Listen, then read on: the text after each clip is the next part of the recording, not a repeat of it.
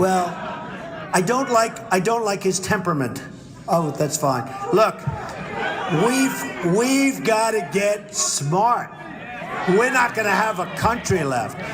But did you ever notice with Hillary? It's sort of an amazing thing. She puts on her pantsuit in the morning. She gets up. No, nothing wrong with that.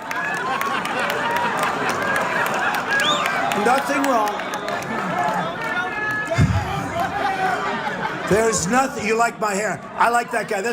He said, "I love your hair, Trump." Smart. It's the nicest thing he could have told me. It's actually mine. Sort of interest. It's mine. People now all believe it. I mean, through this, be awful tough to get away with phony hair right after what I. But anyway. But so Hillary, she gets up and she goes and does a meeting and she's have like 3 or 4 people. It doesn't do this. First of all, she can't draw crowds like this. She can't draw. She'll get 200 or 300 people. I won't mention names, but a couple of the candidates last night, one had 51 people, they counted it. One had 153. We have, 4,000 or 5,000 people here. Place is unbelievable. And I have some beautiful stuff in Las Vegas. There's plenty to do here. So when you come out, and we can't even give you seats because there's too many people. Sorry about that, folks. We had seats. We had to get rid of the seats. There's too many. But I think that's okay. You're all strong. But think of Hillary. Wait a minute. Think of this.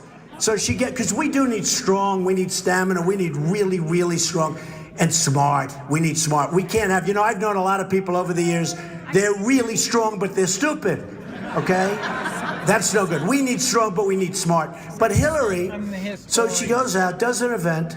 Then you don't see like 5-6 days go by, right? Then she does another scripted event, and she'll take questions from like 3 people.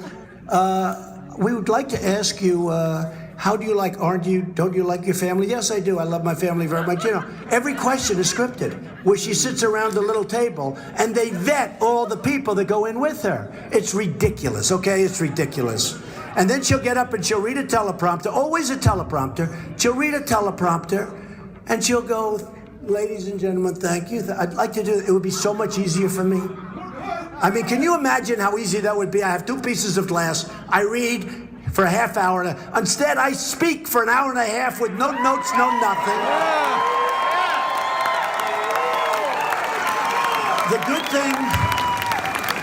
The good thing about doing it this way, first of all, you need a great memory, which, I do have. But the good thing about doing it, we can talk about current events. We can talk about, for instance, we can talk about stuff that happened 14 minutes ago. If you have a speechwriter, they want to, first of all, they charge these people a fortune. They write Jeb Bush's speeches. They write all the speeches. Very inspiring speechwriters. No, they write them. Boy, that was a killer, wasn't it, that expression? But think of it. If something happens, they're like, they can't talk about it because they have to get their speechwriter to write it, put it in the teleprompter, or put it in a speech in front of them so they can read it. So today, I just read a story, the migration. We don't want to have anybody come. We got enough problems in this country, right? We got enough. And I've been saying we don't want, you know what? I have a big heart. I want to take care. I want to help.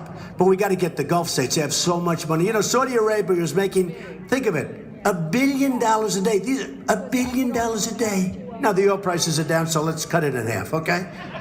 But so much money. The Gulf states make so much money. We need to do a safe zone in Syria. And how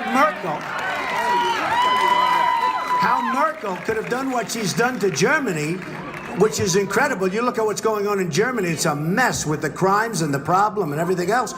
We should have had a safe zone in Syria. Let thousands and thousands and thousands, and you do the tents and you do the food and you let them, and basically they'd rather stay there, in my opinion, and go back when this whole mess straightens out. Let them go back where they want to be. It's their country. But I've been saying, I've been talking about the Trojan horse, and I've been saying, well, I watch these lines, these massive lines of people, and there's so many young, strong men. You ever notice? I said, where are the women? Where are the children? You see them, they're all men. It looks like an army. And first thing you say is, why aren't they back there fighting for their country? No, it's true. But then you say, Where are all the women? Where are all the children? Now, I have to be honest with you. I'm trying to keep an open mind, but I'm looking at these lines, and there's a lot of people that look very young, very strong, and they happen to be all male. And then today, a report came out. Did anybody see the cell phone report? Where they have cell phone with the ISIS flags on them, thousands of them. Let me change that, hundreds, because they'll say, oh, you know, when I said thousands of people are dancing on the street, and then I found reports all over the place, they said, oh, well, but he did say that.